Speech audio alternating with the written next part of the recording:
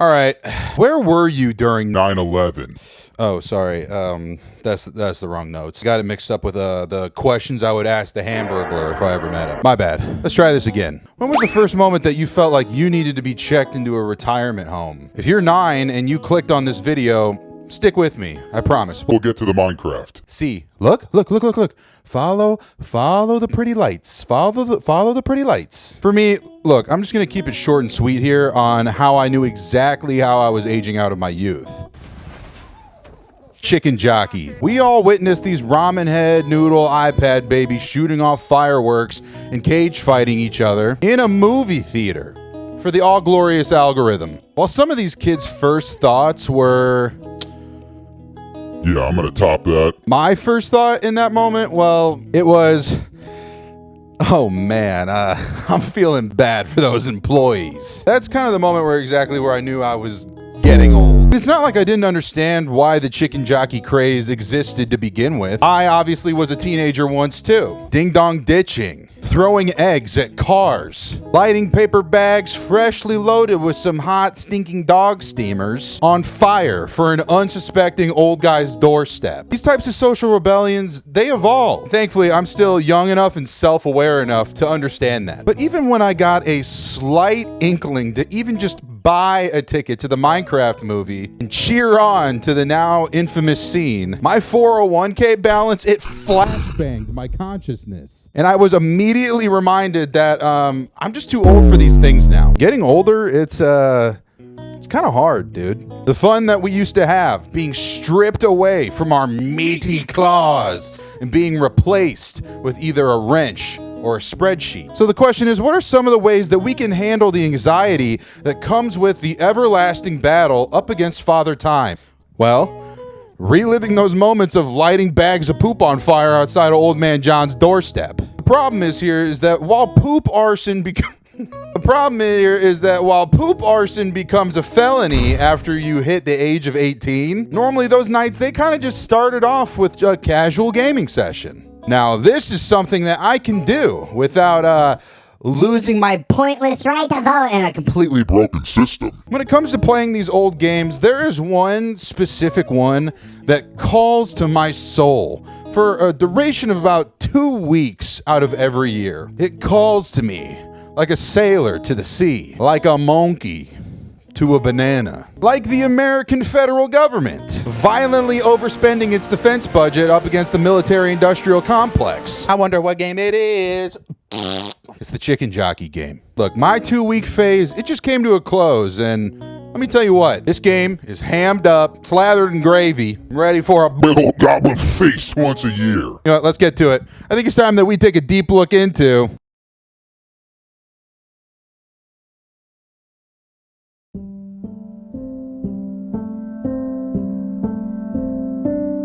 Minecraft. It's a sandbox game that got developed and published by Mojang Studios. With an alpha release being published in 2009, final tweaks and measures were added, ensuring that a final build be released on November 18th. 2011. While Minecraft is widely renowned and a global phenomenon today, its origins, it has quite the humble beginnings. To start, we have to talk about the incredible and yet also horrible things that the Swedes have contributed to our world. 1. IKEA's flimsy yet do-it-yourself furniture. 2. Creamy meatballs smothered in gravy. 3. A tiny musical man who I personally believe has made the greatest rock act of our generation. 4. The death of physical music sales. And also, I just found out, contributing to AI killbot drones. I hate you, Daniel Eck. 5. Zippers that are constantly left down after you go take a leak after drinking your morning coffee at work. While the Swedes, they have all of these things to be proud of, and I would even say ashamed of, there is one man, straight from the elongated country, who is the Kevin Flynn of this digital blockbusting world. And no, I'm not sorry for the niche Tron reference. Marcus Pearson.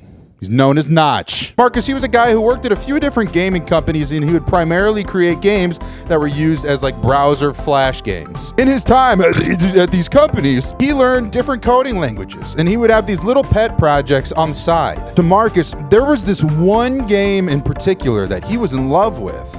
Infiniminer. It was Notch's main inspiration for one of his side project games that he called Ruby Dung. That game, Ruby Dung, it evolved into the Minecraft that we know today. Notch, he became very overwhelmed with the positive response that he was receiving for his game all across the internet. He then incorporated that company, Mojang, to help kind of produce, help with updates, distribute, all of that. And eventually he sold Mojang Studios to Microsoft after the game just got to a rate that of expansion that he just couldn't even handle. The great part about this is the fact that one man, and he had a little bit of help, but mainly one guy, he laid down the blueprints and the skeleton for the best-selling game of all time. It's extremely impressive. It was a happily ever after. He got billions of dollars. He went off, started creating some other new games, and that's the end of the story. Except for, that long stretch of tweets, one mentioning straight pride celebrations, or saying that white privilege is a made-up metric. Okay. Or that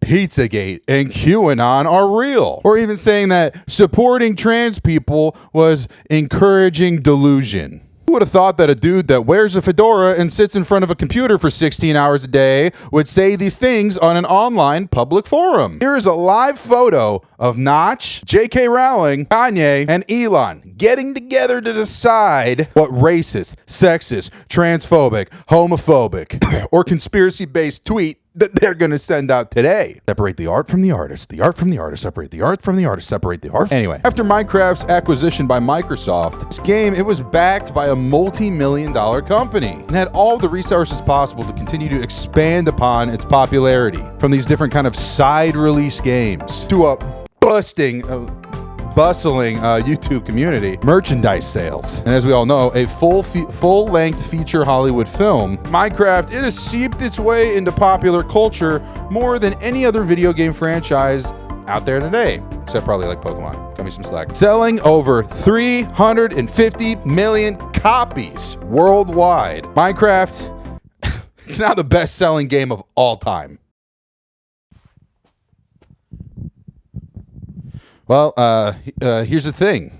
There is no story. Oh, a video game without a story? That's like having 15-time major champion Tiger Woods without a gut full of Ambien and a pocket full of car keys. Well, video games, they've transcended themselves into becoming one of the best storytelling mediums since shadow puppets, going up against a cave wall with fireside illuminating with the light on the caves. You know what I'm talking about? The cave fire. Some of the best video games out there, they don't need stories to have some of the most engaging and addicting portions of objectively the thing that we always come back to when we're looking for a good video game. The gameplay. Rust, Gary's Mod, The Sims, Forge Mode, and Halo Reach. Kind of Stardew Valley? I don't know. Still kind of a story? You know what? All these games, they perfectly encapsulate a player inside of a rigid set of rules. They're given tools.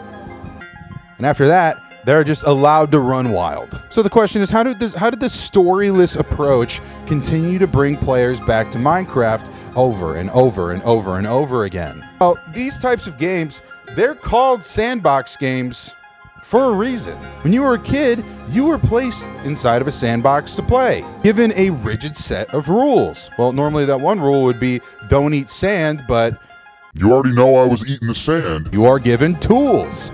Normally these could be like G.I. Joe dolls or Barbie dolls or that Loaded Glock that you found inside of your dad's glove compartment. You're left to run wild, using your dad's 9mm Glock ammo as little stand-ins for guys in your little sandbox civilization. The remaining portion of what made being inside of a sandbox so fun, it all came down to how far you could stretch your imagination. Do you want to mold the sand into aqueducts to help move channels of water throughout your recreation of the city of Rome? Do you want to build army bases for your soldiers using leaves or twigs, sand, or the dead earworms that would get caught in the corner? Do you want to build a little beach area so your Barbies can have a nice, relaxing beach getaway? Then it turns out while the Barbies are there, one of the Barbies is actually trying to escape federal custody because they found out that Barbie had some back taxes that she owed. So the whole time they're on vacation and they're all complaining about this one Barbie because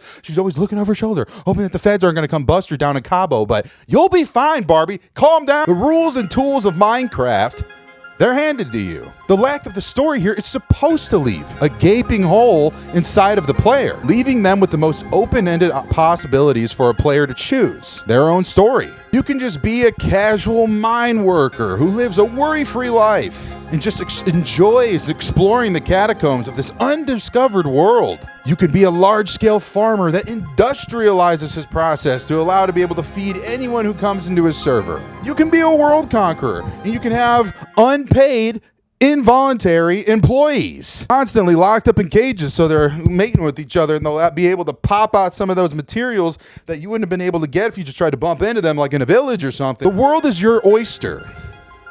You can dictate your own story. The open-ended possibilities of who you want your player to become. Those are the true stories of Minecraft. And it's dope. The art style in this game has become incredibly famous, and especially the signature point of this game's whole atmosphere. At the time, with games that were leading up into the early 2010s, they were all plagued with a specific art style choice that I talked about in my Need for Speed Most Wanted video. The piss filter. Piss filter, it did wonders for games like GTA 4, Resident Evil 5, or Fallout 3, or obviously like what I talked about earlier, Need for Speed Most Wanted.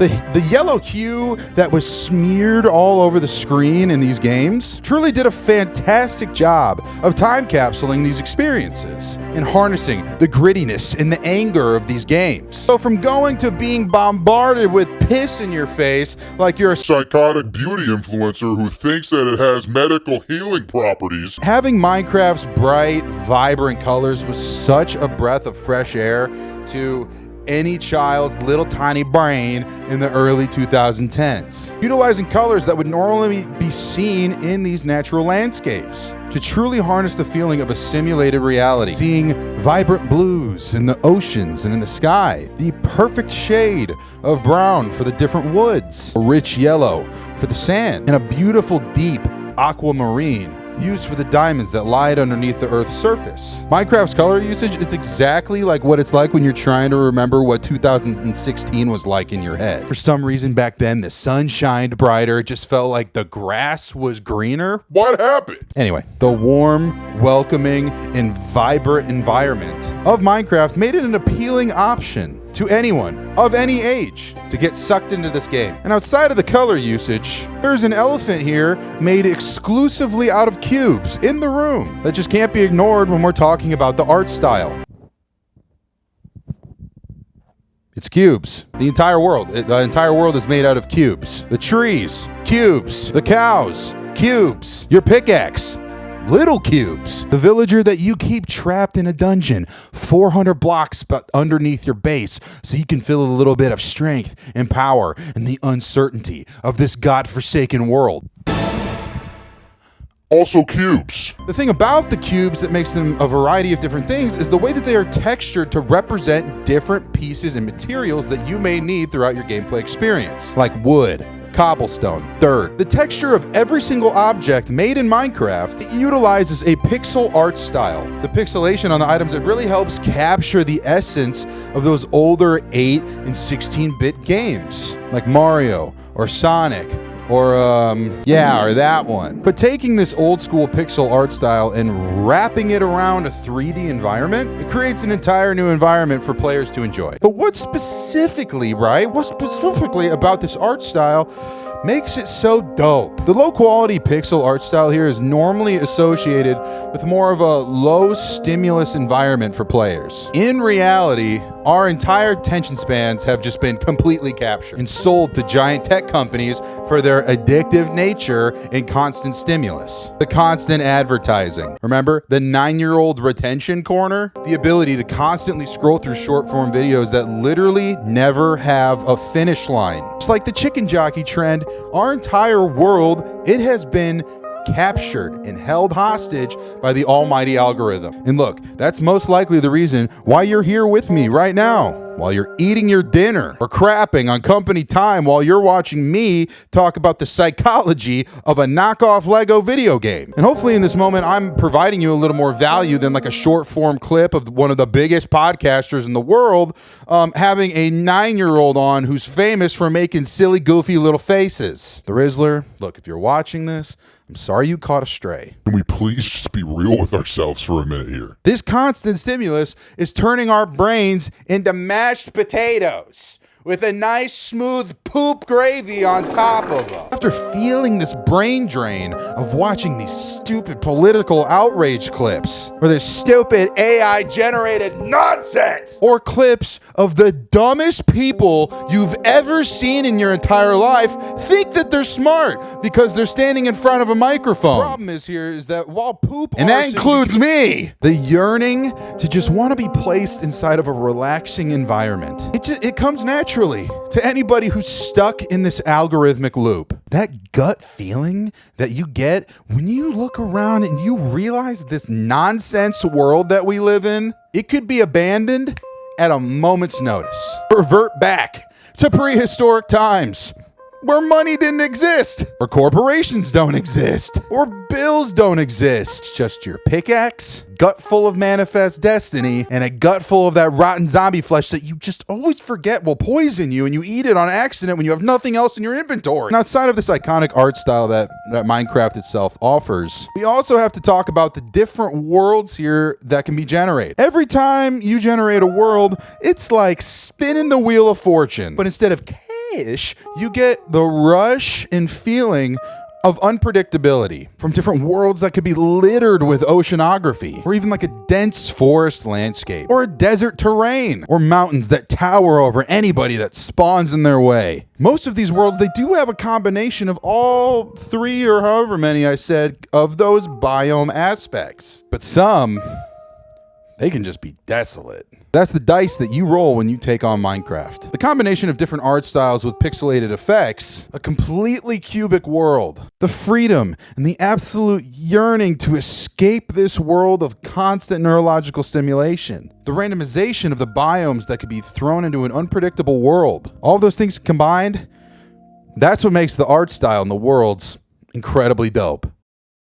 The music in this game, it's one of the most iconic parts about this game's existence, being widely renowned as one of the best game soundtracks of all time. Minecraft's music, it perfectly encapsulates the feeling, being filled with childlike wonder and leaving the mind open for imagination. The composer for the original Minecraft soundtrack is a musician that goes by the name of C418. The way that C418 and Notch got in touch with each other, well, they were on like a anti-transgender incel 4chan thread. Nah, I'm just kidding. That would be an insult to C418. They actually did get in touch on an indie game development forum, and his legacy has existed inside of Minecraft's existence ever since, except up until 2021, when C418 left Microsoft because they kept trying to push him out of his ownership rights of the music that he made for the game and to give it to Microsoft. Breaking news, giant company thinks that art is only an asset. But the work that C418 did on the Minecraft soundtrack will live on in players' minds forever as the definitive Minecraft soundtrack. So what are some of the elements that C418 used inside of this music to give that real representation feel of wonder and whimsy and magic and exploration and creativity and imagination and fun? And well, for starters, the most obvious instrument that's used throughout almost the entirety of the soundtrack is the piano. Use of the piano here, it gives such a nostalgic feeling of looking back on your life and feeling a moment of peace, like being in a church or a concert hall. Alongside the pianos, the other distinct instruments that are layered within this music, they are the orchestral instruments. They're normally in the background, laying over an ambient chord progression. They really help shape the depth and the purpose behind the soundtrack. It catches you finding yourself reminiscing on a time that may have never happened before. Notable tracks here that I think really made the cut in my mind from the alpha release here that I think are worth checking out and having on in the background while you chill / lo-fi beats to relax, study to. Subwoofer Lullaby, Living Mice, Moog City, and obviously the title track that everybody knows if you played Minecraft, Minecraft. C418's ability to capture that feeling of unexplored lands and new experiences into this instrumental soundtracks is one of the greatest reasons why this game is so dope. I just want to make a quick shout out. If you like the majority of my music that is being played in the background of my videos, make sure to go check out my good friend Elias's music as well. He is an integral part of what makes this channel survive. Thank you, Elias. Link in the description. But back to the Minecraft music. I'm going to keep it a buck with you. When I play Minecraft, I turn the music all the way down. I turn the EDM all the way up. Brother, when I play Minecraft, it is time to work. You think I'm gonna go down into the mines and hustle out some raw material while there's some chill lo-fi beats to chill slash study slash relax tube going on in the background? I'm gonna keep it, for me at least, that is absolutely Psychotic behavior. Do you go to your job and while you're goofing around on some spreadsheets or you're digging in your butt or you're using a wrench, do you look up ambient sounds with some other sounds and the piano and they're all playing in the background? Do you do that? And hey, look, if you do, more props to you. Me,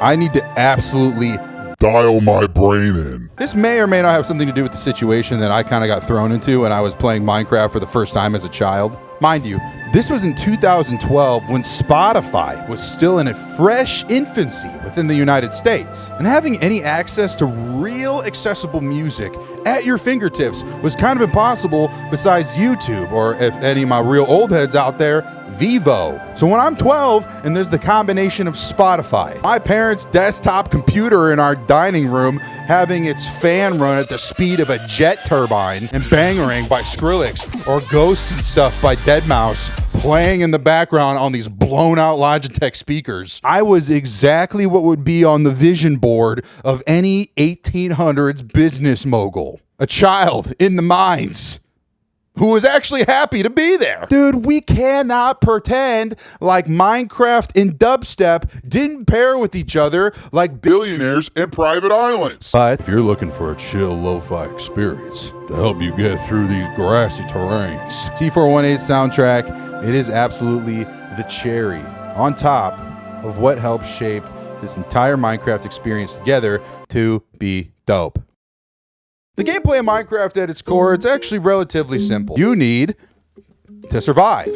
You just dropped into a random world with not even a crunched up little musty Wendy's receipt tucked away in your pocket. You immediately have to figure out what needs to be done to survive. Well, as human nature has dictated across centuries, humans, we have three key needs to really truly survive in this world: food, water, shelter. Good news here, you don't have to drink water in Minecraft to survive. That's one key human survival element, completely out the window.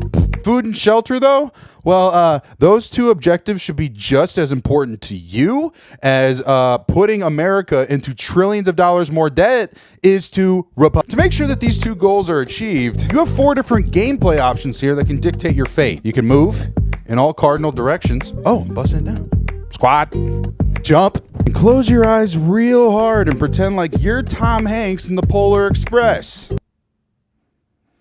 Start punching. Dude, everything in Minecraft is punchable. So you walk around, you start swinging your fists like you're in a bachelorette party in downtown Nashville. After the bride, she just got called fat by some other random chick at the bar, and your bridesmaids coming in, they swinging it. But in this moment, this is where your instincts should start to kick in. Hollywood's decade-long interest with feeding people these like pseudo survival shows that started all the way back with Survivor, up into Naked and Afraid, and even up to Bear Grylls gargling his own urine. These lessons that you learned inside of those survival shows that for some reason all of America was just kind of like forced into watching, they're all actually helpful here. Except for gargling the urine. You set up camp, you learn how to make a crafting table, which, by the way, shout out, where my OGs at and had absolutely no idea how to craft anything because there wasn't like that easy crafting section and you had to Google the recipes for how to make everything. Huh? You remember that? You out there with me? You with me? Yeah. You're an OG crafter like me? Drop down in the comments right now and say, I love miners. You learn to craft equipment and you start heading down to the mines. You bump into different mob enemies like creepers or spiders or zombies or those like wizard villager people. Those are new. I didn't remember that when I was playing that as a kid. What else? You get bump into the Nethermen and the Nethermen? Nethermen? You bump into the Nethermen. You can even generate a portal to hell. The immersion of reality in this part of the game, it becomes so clear instantly. You spend hours in the mines searching for stuff that's going to give your life value. And after some time, it becomes tiring. So to balance out that time, going down to the mines and actually working to have that kind of work-life balance, you go back up to your house and you start working on landscaping on your property. In a nutshell, all of those things combined, that is the reality of Minecraft. Repetitive manual labor, increasing your standing in this world and collecting materials to help you expand out by building your dream society. But outside of survival mode, there's another gameplay option here that's given to help you create your dream paradise. Creative mode, it is the second option on how you can take on your virtual world. The difference here between survival and creative, well, It is staggering. so let's compare these two different gameplay styles to social classes that exist around the world today. Best way to describe survival mode would probably be working class simulator. And it all starts off depending on your spawn point, right? Kind of like a lot of our working class people, where you decided to spawn at. You're either graded by just like this vast empty landscape and they expect you to just start pulling yourself up by your bootstraps. Or you're like spawned in by a village and you can run in there and just quickly just start stealing stuff to help you get better around the world and to help you kind of increase your place within the world. It allows you to work and create this satisfactory version of your own life. No matter your spawn point though, you are still always faced with the ultimate challenge of the game. Gather materials to increase your lifestyle, work for survival, literally hit the mines. But all of this, it comes down to one aspect: hard-earned labor. In the context of this working class simulator, what would creative mode be considered? Creative mode, it would be considered the billionaire simulator. Start your life in this world with literally every known material known to man at your disposal. Given to you because you deserved it, champ. You never once feel hunger. You never once feel physical pain. You can't lose health. Fly around to any destination on the map without any repercussions at all. The entire world is your oyster, ripe for its creation. The only difference between creative mode and actually real billionaires in this world is, yes, while you do have every single material at your disposal, you actually have to go out there and build it with your own hands. You can't just outsource it to villagers and get mad at those same villagers for even being here when you gave them the opportunity to work here for cheap and then round them up into something that hits a little bit too close to home for me. The Speedway Slammer? Who is running ICE's marketing department? Is it a 1940s beat cop who likes to get paid off by the mafia? Anyway, billionaire simulator in creative mode in Minecraft, it's absolutely a blast though. A true digital representation of being 5 years old again. Basically having a giant tub of loose Legos that you can just throw together and create whatever you want. The problem here with the option of creative mode is for some godforsaken reason, they allowed you to kind of just switch into it whenever you want, whenever you're in the world. And look, I am guilty. I used to be the type of person who would start a world in creative, spend a whole weekend creating out the most pimped out beast mode base that you've ever seen in your entire life. And I would switch over to survival mode when I felt like I was ready, which meant having 9 trillion diamonds locked away inside of a vault underneath my house just in case things went a little sour. Like guy who grew up in the suburbs but acts like he's from the hood mentality. Because alongside these two gameplay styles, there is one giant factor here that completely shaped the feeling of what made this game so incredibly dope. Multiplayer. At the end of the day, obviously, you do have the possibility to play this game on your own. You can conquer that world on your own. You can collect all the materials, build your base, whatever your little heart desires. But what is the purpose of all this back-breaking labor in the mines, or these incredible creative mode creations that some people have, without anybody to share it with? Multiplayer is the incredible essence that binds the dopeness, the Minecraft experience together. I mean, obviously, one of the largest appeals about Minecraft is the commonality of creativity. Watching your buddy hit a piece of cobblestone below him and watching him fall probably about 500 blocks down to the bottom and hitting the pavement like it's a blimp that decided to use hydrogen as gas to help it float instead of helium, okay? You know what I'm talking. Whether that be similar to literally something that my band members did, where they have a realm together and they spent weeks like recreating one of the bars that we constantly play shows in inside of Minecraft, firing up a survival world and getting with all of your friends and running a co-dictatorship, or teaming up with that buddy just to start like a quick house or base with inside of this new world, letting them handle all the gardening and the enchanting stuff, since I actually have no idea how to do any of that, because again, I am a 2011 player And I don't want to learn. and while he's taking care of all that, you go down there and you bust your cheeks in the mine. Having this world to kind of share alongside your friends makes the experience of simulation life feel that much more real and more when you bring it in together with your friends. In a private world, collaboration is king, because here's a corn-born pro gamer tip for you. If you're playing multiplayer, there's a variety of different ways that you can handle how you guys are going to share your resources as you find them together throughout the map. You can either claim what is rightfully yours and just let everybody else kind of fend for themselves and, you know, just survival of the fittest. Or you can approach this world with a communal mindset. What is found, it goes towards the greater good, not just your own personal desires. Out of these two choices, pro tip, it's the communal mindset. Multiplayer Minecraft is the last place where you want selfish tendencies to prevail. When you take on that commitment to play Minecraft with a friend, and mind you, you know there ain't no 30-minute gameplay Minecraft sessions. It is always hours upon hours or days. Truly have a successful world, you need to be on a united front. What I find is yours. What you harvest or enchant is mine. A true... Can you shake your own hand? No. A true business partnership. Multiplayer is the perfect catalyst to bring people together and have these commonality with shared goals and achieve them together. Different gameplay modes, multiplayer, the incredible amount of free reign and creativity. These are objectively the factors that make this game so dope.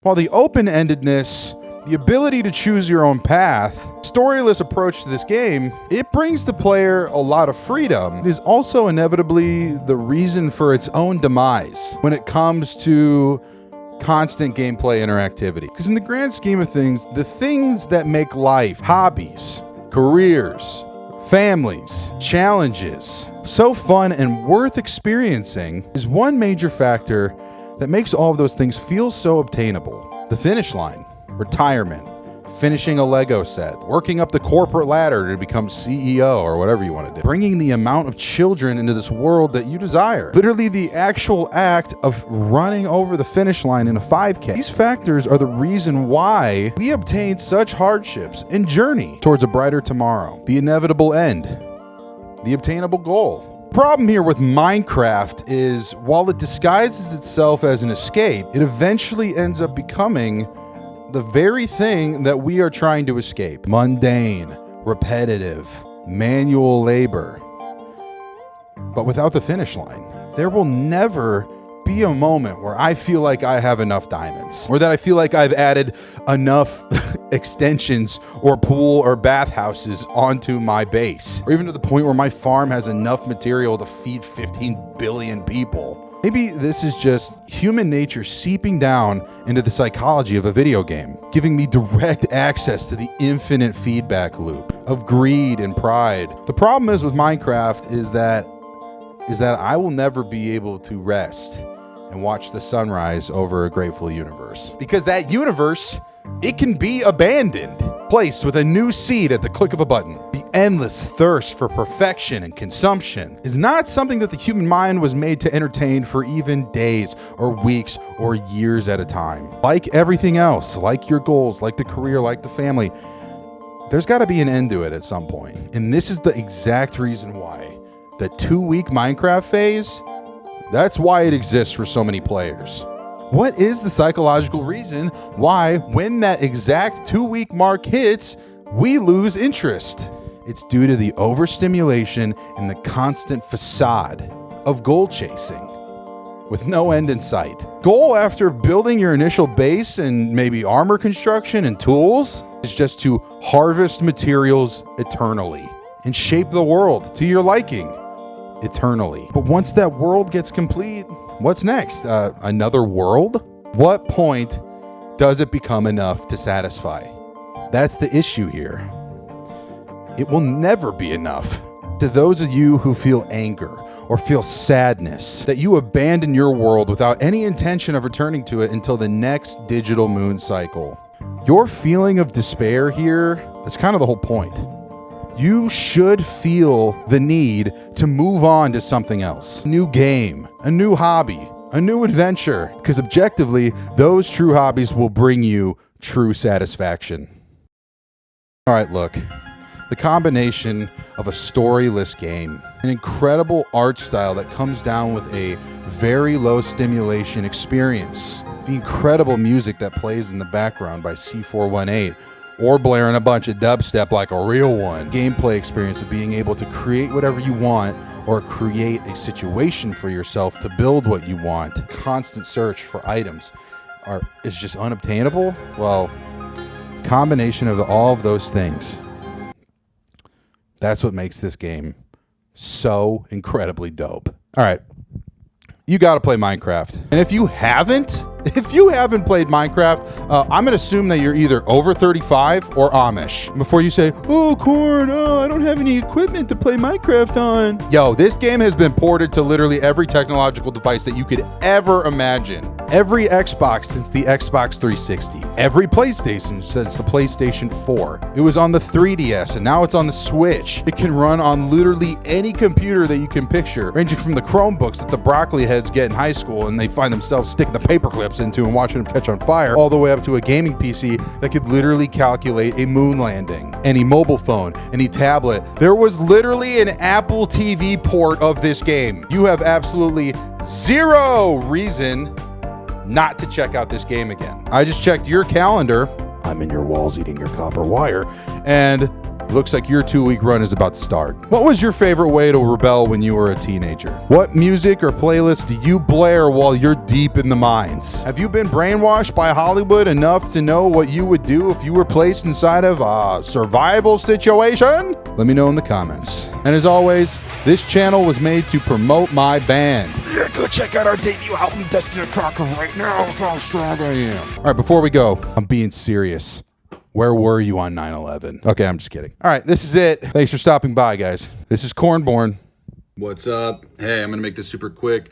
Almost at 13K subs. Crazy bananas. I'm going to start something at the end of this channel. Somebody sent me something which I thought would be like a cool addition. Basically, this is going to be like the America's Funniest Home Videos of dopeness. So if you're dope, submit something to me of you doing something dope, and I'll add it at the end of this channel. Today, check this guy out. I'm going to tag him. Super swag. It was dope. Peace. Dude, look, I was born corn sometimes, so I gotta go extra dope. This is level 2 dope.